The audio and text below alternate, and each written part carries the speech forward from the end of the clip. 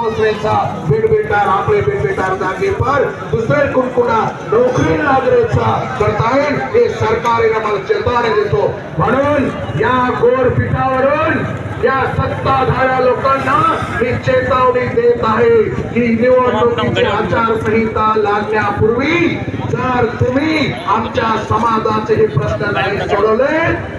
तर 2024च्या निवडणुकीमध्ये तुम्हाला घरचा रस्ता हा समाज दाखवल्याशिवाय